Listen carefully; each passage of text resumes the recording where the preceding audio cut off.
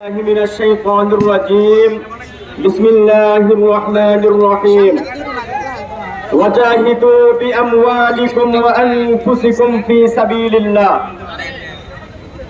সংগ্রামী তাওহীদি জনতা, আপনারা মাসালা শুনেছেন। যখন কোন মুসলিম ভূখণ্ডে ইসলাম মুসলমানের দুশমনেরা আঘাত হানে, তখন ওই ভূখণ্ডের উপর মুসলমানদের উপর জিহাদ করা ফরজ হয়ে যায়।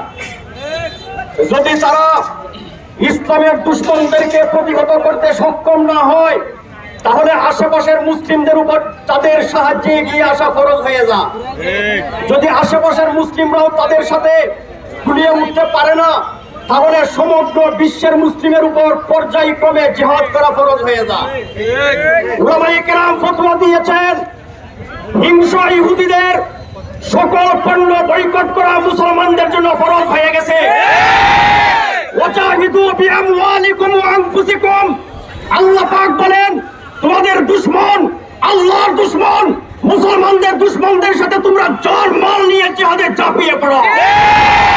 আরে তাকবীর, সাবিলুনা সাবিলুনা সাবিলুনা সাবিলুনা ফিলিস্তিন ফিলিস্তিন জিন্দাবাদ জিন্দাবাদ ফিলিস্তিন ফিলিস্তিন জিন্দাবাদ জিন্দাবাদ ইসরাইল ইসরাইল জিন্দাবাদ জিন্দাবাদ।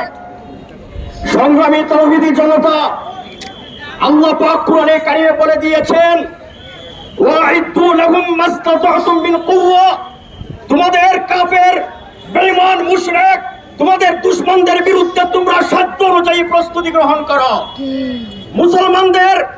মুসলমানদের শাসকদের উপর অত্যাবশ্যক ছিল জঙ্গি বিমান, ক্ষেপণাস্ত্র, পারমাণবিক বোমা বানিয়ে ইহুদিরা কুখ্যাত সন্ত্রাসীরা যেভাবে মারণাস্ত্র বিধ্বংসী অস্ত্র বানিয়েছে, মুসলমানদের উপর আবশ্যক ছিল এরকম অস্ত্র বানিয়ে তাদের অন্তরে কম্পন সৃষ্টি করা।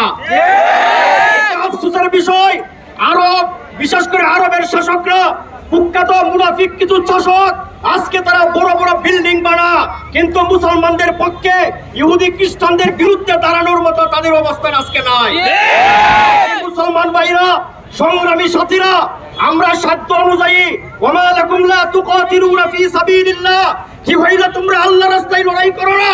আমরা সাধ্য অনুযায়ী আমরা যদি সামর্থ্য পাই, তাহলে জান মাল নিয়ে ইনশাআল্লাহ সন্ত্রাসী ইহুদিদের বিরুদ্ধে জিহাদে ঝাঁপিয়ে পড়ব।